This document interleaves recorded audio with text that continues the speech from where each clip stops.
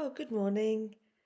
This series of videos is going to be basically my chance to share the charges that I placed in the International Criminal Court, the first charges I've placed in the International Criminal Court since I have been the head of global affairs for New World Alliances, the human rights organisation that sits on the UN Security Council. So what I asked for was, before any of the personal liability charges are even heard, for an interim injunction, an injunction on another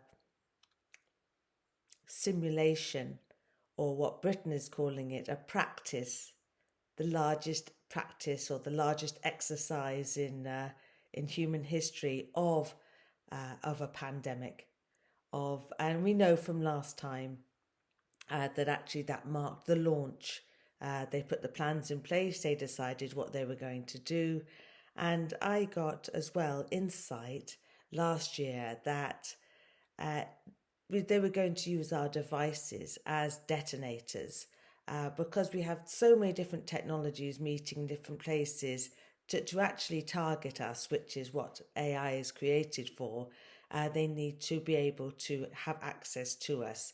They've got a lot of us through our blood and through this harvesting of our biological material, through PCR tests, blood tests for any little thing, blood tests, PCR tests, smear tests. Oh, they love all that.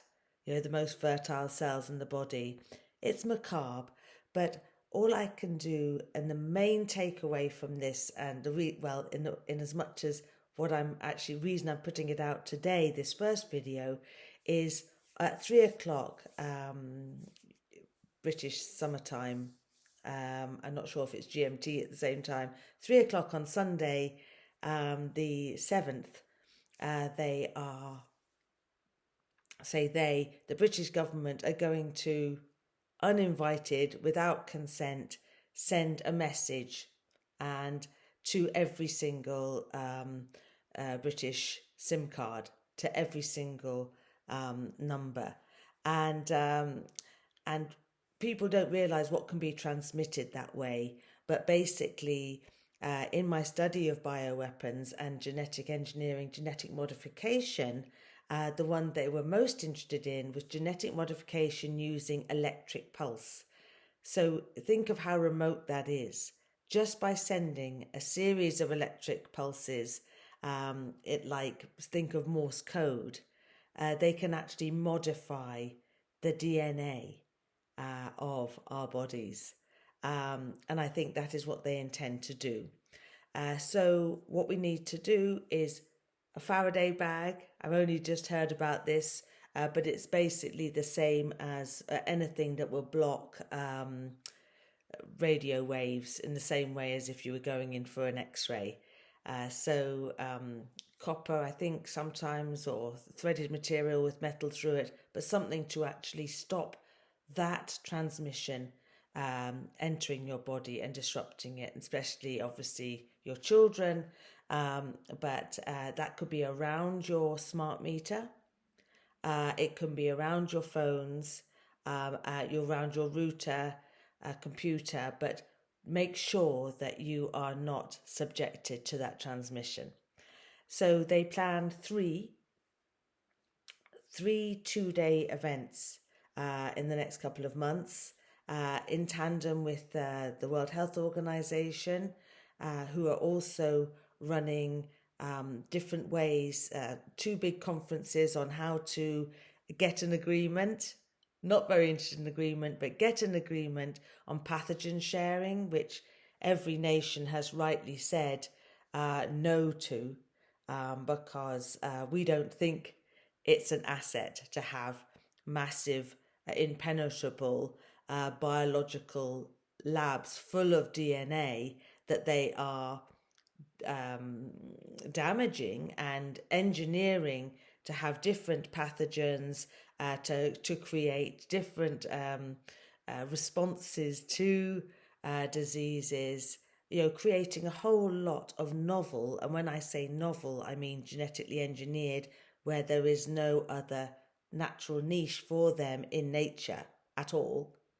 So they can, that's a whole nother thing.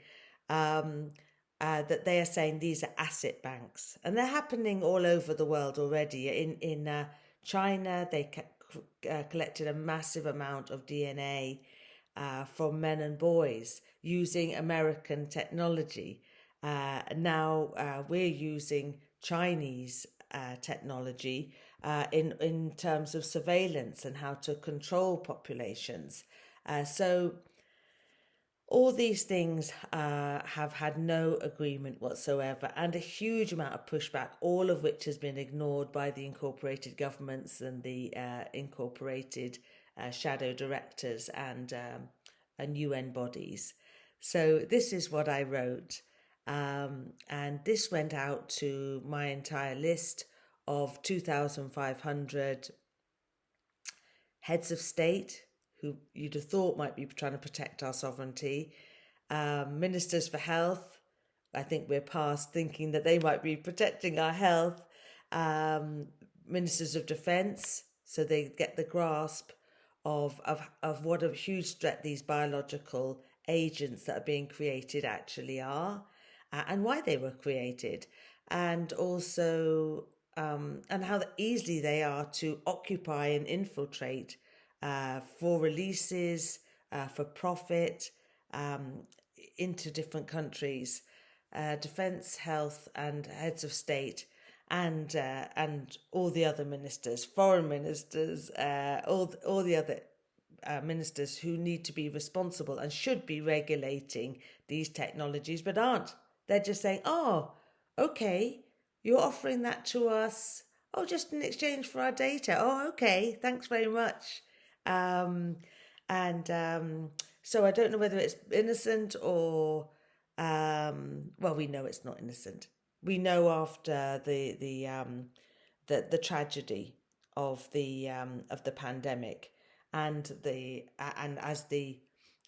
profit that were made by some parties and the creation of the scenarios based on one can only say hostile and covert means.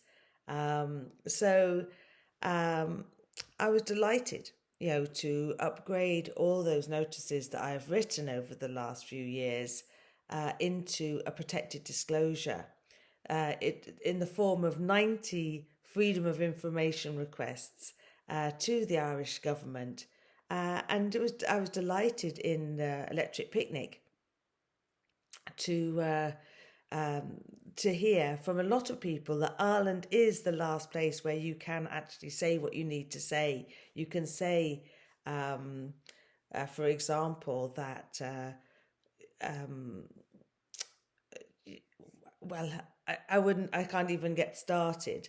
One funny thing that one brilliant pop star said was, she was like saying, how much upset, and this is the thing, the human experience is upset at the moment, by all the struggle for agency, the absurdity of being told that government are using artificial intelligence to make decisions. Our employees are using artificial intelligence created completely on the extrapolation and extraction of our intelligence, our creativity, our endeavour to somehow manage us. And also the massive conflicts of interest in terms of even, for example, Ireland, in terms of their the Central Bank of Ireland using securities. That's a whole nother video. Israel's sovereign bonds to cash them in, so that. But the problem is with those, this idea that they're honouring Israel's sovereign bonds. It's basically all that is a glorified name for a loan. And so that's why the banks want to keep it going madly, is that they've said, oh, yeah, loans are great. You know, we make interest on them and everything. Israel's a good one to back because they're making huge headway. You know, they're using every sort of thing and every sort of weapon we could possibly want to sponsor. And you know, they can pay in spades, absolutely, repay that loan and keep it going, however many decades they want, no problem. Anyway, so she said, "Free Palestine, free Sudan," and then I was absolutely sure she said, "Free Carlo." Anyway, I've gone on so long already that I haven't even started the actual charge sheet that was entered into the ICC. So I'll start on the next one.